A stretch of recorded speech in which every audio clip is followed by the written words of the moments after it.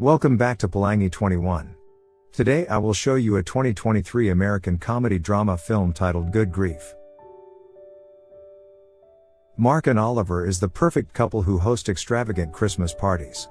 Oliver was a celebrated writer, and Mark was a painter who had taken up illustrating children's books and covers. Oliver was a perfect man with a great personality, and Mark tried to support him as much as he could. Before leaving for Paris, Oliver entertains their guests at the party and leads the customary sing-along practice. He gives Mark a red envelope and promises to reunite soon.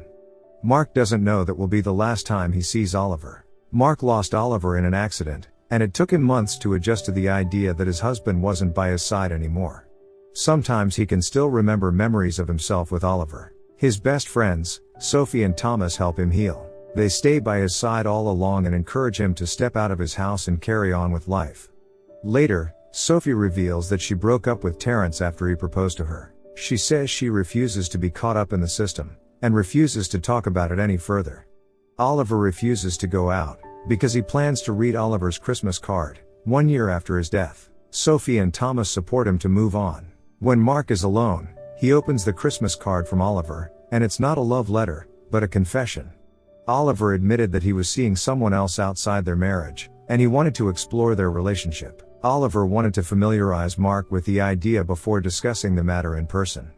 Mark doesn't expect such a turn of events. Mark joins his friends at the experimental art party, and he meets Theo. He is a Frenchman who immediately takes an interest in Mark, but flirting with a stranger isn't something Mark is ready to do. He needs to process the turmoil he experienced within, and even though they exchange numbers, he doesn't call Theo. Mark meets his financial advisor Imelda, to discuss the steps to be taken after the publishing house demanded a substantial amount of reimbursement from the advance payment they had granted Oliver for the completion of his upcoming novel. While discussing ways to cut down expenses, Imelda mentions an apartment in Paris. Mark is completely unaware of the property, and he realizes that it was the place he got for the other man he had spoken of in the letter. He is discovering heartbreaking truths after the death of his partner, and he has to deal with them while grieving over his loss. He has spent a year of his life mourning Oliver's death, and he wonders if it's all a mistake. He cannot help but rethink their relationship and the values they shared. He starts to doubt Oliver's love for him. Before ending the lease on the Paris apartment, Mark decides to visit it. He asks Sophie and Thomas to come with him. He doesn't dare to do it alone, and he believes that a trip to Paris will be a treat for his friends. Sophie, who had recently gone through a breakup, agrees to the plan, and Thomas doesn't mind tagging along. Mark doesn't have the strength to confess the truth to his friends, and he chooses to play along with their assumption that the apartment belonged to him and Oliver.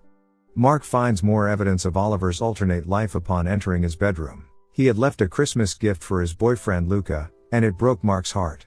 He later goes to the shop Oliver had brought the gift from, and he is surprised to find that Oliver frequented the store whenever he was in Paris. He also learns that a young boy accompanied Oliver to the store at times. He chooses to return the gift to the shop, and invites his friends to buy new clothes. Sophie chose not to discuss her breakup with her friends. Instead, she was in search of a good time. Her date Sebastian agrees to bring his friends along. Mark misses Oliver immensely at dinner, especially when he sees a man proposing to his boyfriend. After dinner, they go to karaoke. Mark, who is drunk, impulsively contacted Theo, and to his surprise, Theo is waiting for him outside the karaoke room. Thomas isn't too happy about Mark's sudden decision to leave.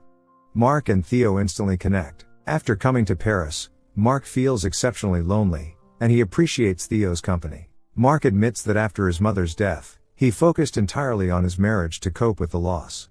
He didn't allow himself the time to process her absence, and he stopped doing anything that reminded him of her. He realized that all he ever wanted was to remember her, and he should have gone through the grief instead of finding a way out of it. He believed he was taking the same route for Oliver as well. Mark and Oliver were in an open marriage, but Mark wasn't entirely open to the idea. Instead of admitting his true feelings, he chose to agree with Oliver because he was afraid of losing him. Mark realized that he found grief so difficult to deal with that he was instead inclined towards anger to cope with it. Theo advises him to continue painting to express his emotions through art. They visit the Claude Monet Museum that night, and they share a kiss. When Mark wakes up in the morning, he sees a very angry Thomas and an upset Sophie. Last night, Sophie was found sleeping at the bus station, and the police arrested her. Thomas had to deal with the entire situation, and he was extremely frustrated. He blames Mark for not being there to help him out and casually leaving him alone. A man suddenly enters and introduces himself as Luca, a Berlin native who had won Oliver's art scholarship before growing closer to him. Finally, Mark telling his friends the truth about the nature of their trip. Because Luca had no place to live in Paris, Mark is forced to let Luca live there. At dinner, Sophie apologizes to the others and asks that they are honest about their feelings for once. Later, the friends ride the Rue de Paris. Thomas admits his feelings for Mark. He is aware that Mark doesn't feel the same way about him, and he cannot help but think about how he always ended up being the one no one fell in love with. He was in search of a lifelong companion, but none of the people he met considered him to be the one for them. All of their lives were quite a mess, and even though they would never be perfect, Thomas believed they must at least try to be better.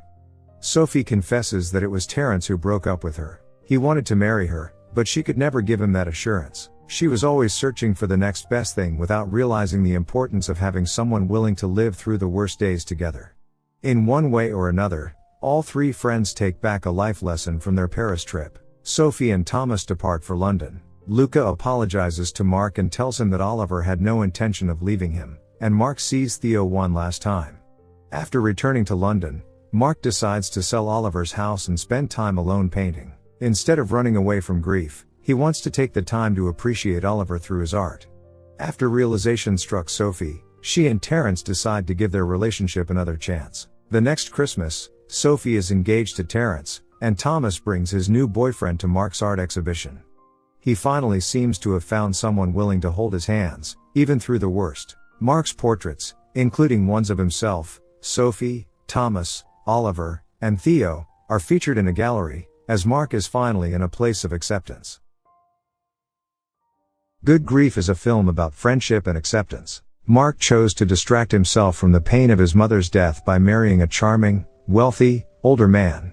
When his husband unexpectedly dies, Mark's world shatters, sending him and his two best friends on a soul-searching trip to Paris that reveals some hard truths they each needed to face. Mark's journey taught him to let out his feelings and go through with them rather than running away. Meanwhile, Thomas was desperately searching for love, and Sophie struggled to be satisfied even though she knew she was happy in the relationship.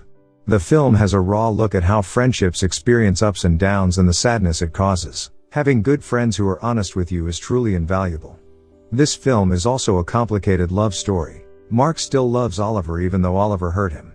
Dealing with loss and grief comes in many forms. A rich gay man who seems to be living a good life, but he still feels sadness and pain.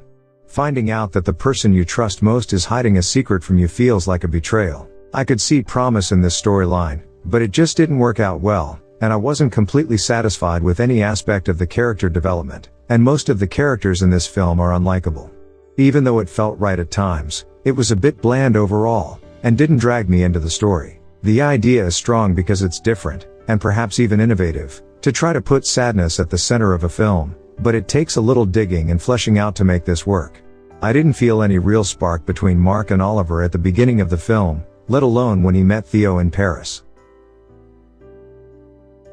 Thanks for watching this video. Make sure to subscribe, and turn on notification.